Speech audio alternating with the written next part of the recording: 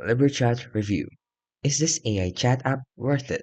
So LibreChat is a free open source AI chat UI that gives you a unified interface for interacting with multiple AI providers.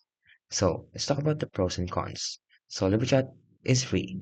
It supports self-hosting, meaning you can run it on your own server or cloud instance. It also has a model switching, multimodal capabilities like image, file upload, file chat, and much more.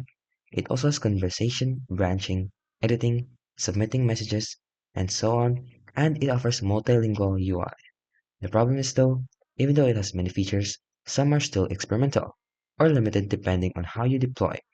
The setup can also be technical if you want to self-host or integrate custom endpoints, and some performance depends on the backend and the server resources. So overall, it is a very strong options if you care about the flexibility, privacy, and being free of vendor lock-in. So if any of these are priorities, it's definitely worth trying out.